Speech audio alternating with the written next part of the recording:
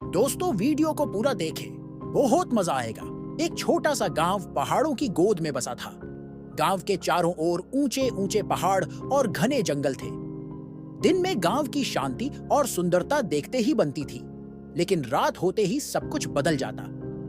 गांव में कुछ ऐसा था जो अजीब था। पहाड़ों के बीच बसे इस गांव के बारे में एक भयानक रहस्य था, जिसके बारे में सिर्फ बुजुर्ग लोग जानते थे। गांव के बुजुर्ग बताते थे कि कई साल पहले एक तांत्रिक यहां आया था।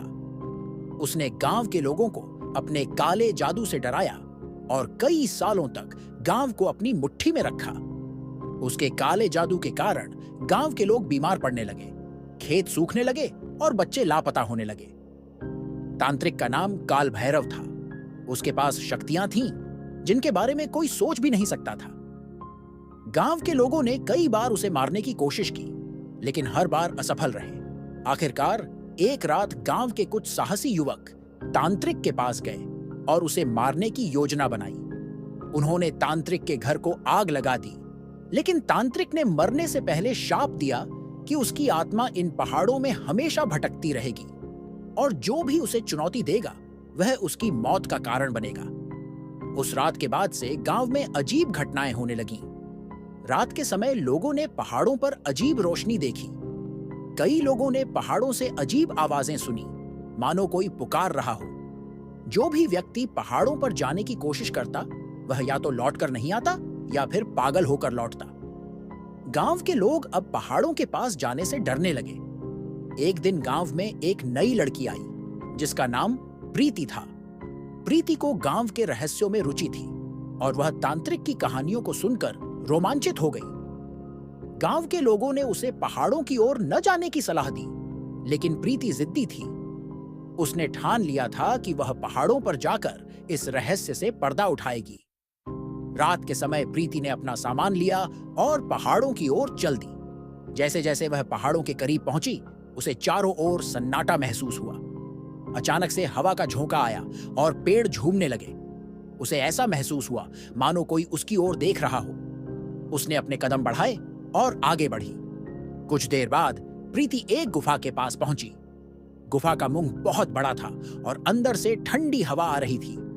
प्रीति ने अपनी टॉर्च निकाली और गुफा के अंदर कदम रखा। अंदर बहुत अंधेरा था, लेकिन प्रीति ने साहस नहीं खोया। वह धीरे धीरे गुफा के अंदर चली गई। गुफा के अंदर उसे दीवारों पर कुछ अजीब से निशान दिखाई दिए। ये निशान तांत्रिक काल भैरव के काले जादू के प्रतीक थे। प्रीति को यह समझते देर नहीं लगी कि वह उसी स्थान पर है जहां काल भैरव ने अपना काला जादू किया था। तभी अचानक उसे पीछे से किसी के कदमों की आवाज सुनाई दी। प्रीति ने पीछे मुड़कर देखा, लेकिन वहां कोई नहीं था। उसे डर महसूस होने लगा, लेकिन उसने खुद को संभाला और आगे बढ़ी।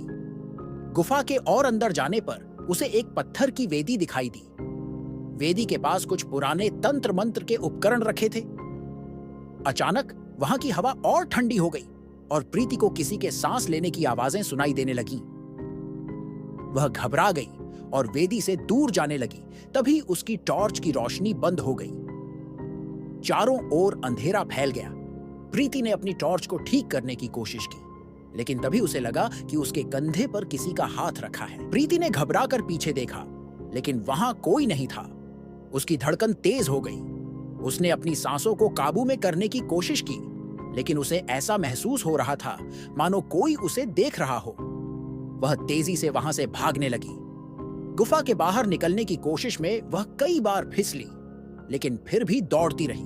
बाहर निकलते ही उसने देखा कि पहाड़ों पर अजीब रोशनी चमक रही थी। वह तेजी से गांव की ओर भागी। गांव पहुंचने के बाद उसने देखा कि उसके पैर कांप रहे थे और वह बुरी तरह से थक चुकी थी। गांव के लोग उसके चारों ओर इकट्ठा हो गए। प्रीति ने उन्हें सारी बात बताई, लेकिन गांव के बुजुर्गों ने उसे चेतावनी दी कि अब उसके पास समय कम है, क्योंकि जो भी पहाड़ों के रहस्य को जानने की कोशिश करता है, उसकी मौत निश्चित होती है। प्रीति को यह बात समझ में नहीं आई, लेकिन अगले ही दिन से उसके साथ अजीब घटनाएं होने लगीं। उसके घर के दरवाजे अपने आप खुलने लगते, चीजें अपने आप गिर जाती और उसे रात को अजीब आवाजें सुनाई देने लगीं। वह हर रात डर के मारे जागती रहती। फिर एक रात प्रीति की तबीयत अचानक खराब हो गई। उसे ऐसा महसूस हुआ जैसे उसकी आत्मा शरीर से अलग हो रही है। उसने बिस्तर पर पड़े पड़े पहाड़ों की दिशा में देखा। वहां से एक परछाई उसकी ओर बढ़ रही थी। वह परछाई काल भैरव की थी। उसकी आंखें जल रही थीं और वह धीरे धीरे प्रीति के पास आ रहा था। प्रीति ने चीखने की कोशिश की, लेकिन उसकी आवाज नहीं निकल पाई। अगली सुबह गांव के लोग प्रीति के घर पहुंचे तो उन्होंने उसे बिस्तर पर मृत पाया। उसके चेहरे पर भय की छाप थी और उसकी आंखें खुली हुई थीं, मानो उसने कुछ भयानक देखा हो। गांव के बुजुर्गों ने कहा कि काल भैरव का शाप अब भी इस गांव और पहाड़ों पर मंडरा रहा है। जो भी उसकी सच्चाई जानने की कोशिश करेगा, उसकी आत्मा को कभी शांति नहीं मिलेगी। प्रीति की मृत्यु के बाद गांव के लोगों के दिलों में फिर से भय घर कर गया। कोई भी प्रीति की मौत की असली वजह नहीं जानता था, लेकिन हर किसी के मन में यह साफ था कि यह तांत्रिक काल भैरव के शाप का नतीजा है। गांव के बुजुर्गों ने एक बार फिर से चेतावनी दी कि कोई भी पहाड़ों की ओर जाने की कोशिश न करे। गांव का हर व्यक्ति अब उस ओर देखने से भी डरता था और रातों को पहाड़ों पर होने वाली रहस्यमयी रोशनी से बचने के लिए अपने घरों के दरवाजे बंद करके बैठा रहता। लेकिन कहानी यहीं खत्म नहीं हुई।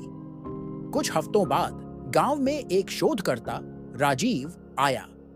वह बहुत ही तर्कशील व्यक्ति था और किसी भी तरह की अंधविश्वासी बातों पर विश्वास नहीं करता था। राजीव ने प्रीति की मौत के बारे में सुना और इस घटना की जांच करने की ठान ली। उसने गांव के लोगों से बात की, पर जब उसे लगा कि वे सभी एक ही तरह की अंधविश्वासी कहानियां दोहरा रहे हैं, तो उसने खुद जाकर पहाड़ों की जांच करने का फैसला किया। गांव के लोग उसे रोकते रहे, लेकिन राजीव को रोकना असंभव था। उसने तर्क दिया कि ये सिर्फ कहानियां हैं और इनका कोई आधार नहीं है। उसे यह समझ में नहीं आया कि क्यों लोग बिना किसी साक्ष्य के इतनी भयानक कहानियों पर विश्वास करते हैं। राजीव ने कहा कि वह पहाड़ों पर जाकर वहां होने वाली किसी भी रहस्यमयी घटना का पर्दाफाश करेगा। एक दिन राजीव ने अपना बैग उठाया और पहाड़ों की ओर चल दिया। उसने गांव वालों की बातों को नजरअंदाज किया और पूरी तैयारी के साथ गुफा की ओर बढ़ा। जैसे ही वह पहाड़ों के पास पहुंचा, उसे भी अजीब सी बेचैनी महसूस होने लगी, लेकिन उसने खुद को मानसिक रूप से तैयार किया था। वह इस बेचैनी को महज डर की एक प्रतिक्रिया मानकर आगे बढ़ता रहा। गुफा के पास पहुंचकर राजीव ने देखा कि वहां एक अजीब सा सन्नाटा छाया हुआ था। हवा भी बहुत धीमी थी और वातावरण में एक तरह की अजीब चुप्पी थी, लेकिन उसने हिम्मत नहीं हारी। वह गुफा के अंदर चला गया। उसके पास शक्तिशाली टॉर्च थी और उसने कैमरा भी चालू रखा था ताकि वह सभी घटनाओं को रिकॉर्ड कर सके। गुफा के अंदर राजीव ने वही पुराने तंत्र मंत्र के चिन्ह और उपकरण देखे जो प्रीति ने देखे थे। उसने अपने कैमरे से उन सब की तस्वीरें लीं और कुछ जगहों से नमूने इकट्ठे किए। जैसे ही वह गुफा के ओर अंदर बढ़ा, अचानक उसके कैमरे ने काम करना बंद कर दिया। राजीव ने सोचा कि शायद गुफा की गहराई में सिग्नल की समस्या हो रही होगी, इसलिए उसने इसे नजरअंदाज किया और आगे बढ़ने का फैसला किया। तभी उसे पीछे से किसी की हल्की फुसफुसाहट सुनाई दी। उसने पलटकर देखा, लेकिन वहां कोई नहीं था। फिर अचानक से गुफा के अंदर की ठंडी हवा और तेज हो गई। उसे ऐसा लगा जैसे कोई उसके बहुत करीब आ गया हो। अब राजीव को भी कुछ अजीब महसूस होने लगा, लेकिन उसने इसे डर का आभास मानकर खुद को नियंत्रित किया और आगे बढ़ा। वह गुफा के सबसे गहरे हिस्से तक पहुंच गया, जहां पर वह वेदी थी। जैसे ही उसने वेदी को छूने की कोशिश की, वहां एक जोरदार चीख गूंज उठी। राजीव हड़बड़ा गया और तेजी से पीछे हटा। उस चीख ने उसे अंदर तक हिला दिया। उसकी धड़कनें तेज हो गईं और उसने गुफा से बाहर निकलने का निर्णय लिया। लेकिन जैसे ही वह बाहर निकलने के लिए मुड़ा, गुफा का रास्ता कहीं गायब हो चुका था। अब राजीव अंधेरे में फंसा हुआ था। राजीव ने कई बार गुफा के भीतर चक्कर लगाए, लेकिन उसे बाहर निकलने का कोई रास्ता नहीं मिला। तभी उसे अचानक अपनी टॉर्च की रोशनी के सामने एक परछाई दिखाई दी। वह परछाई बिल्कुल वैसी ही थी जैसी गांव के बुजुर्गों ने तांत्रिक काल भैरव की बताई थी। उसकी आंखें लाल थीं और वह धीरे धीरे राजीव की ओर बढ़ रही थी। राजीव ने दौड़ने की कोशिश की, लेकिन उसके पैर जकड़े हुए थे। परछाई उसके बिल्कुल पास आ गई और उसने राजीव का गला पकड़ लिया।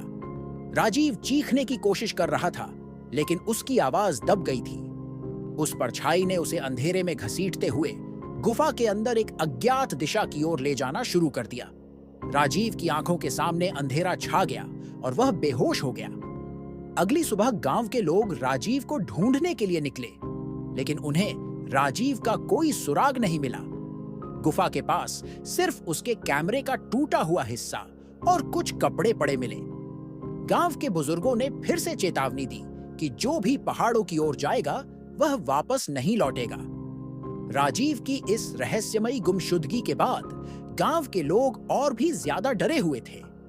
गांव में अब कोई भी पहाड़ों के करीब नहीं जाता था।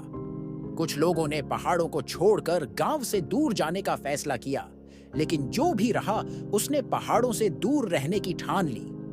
कहा जाता है कि रात को पहाड़ों में आज भी काल भैरव की परछाई घूमती है और जो भी उसे देखने की हिम्मत करता है वह या तो पागल हो जाता है या फिर कभी वापस नहीं आता। गांव के लोग अब इस काले जादू के साए के साथ जीने के आदी हो चुके हैं, लेकिन उस पहाड़ का रहस्य कभी सुलझ नहीं पाया। आज भी पहाड़ों के उस हिस्से में अजीब आवाजें सुनाई देती हैं। अगर कोई बहुत करीब जाता है तो उसे लगता है कि कोई उसकी हर हरकत देख रहा है। शायद तांत्रिक काल भैरव की आत्मा अब भी वहीं भटक रही है और जो भी उसकी शांति भंग करने की कोशिश करेगा उसकी आत्मा कभी चैन नहीं पाएगी। अगर ये वीडियो अच्छा लगा हो तो लाइक करें, अपने दोस्तों के साथ शेयर करें और ऐसे ही वीडियो के लिए चैनल को सब्सक्राइब करें। धन्यवाद।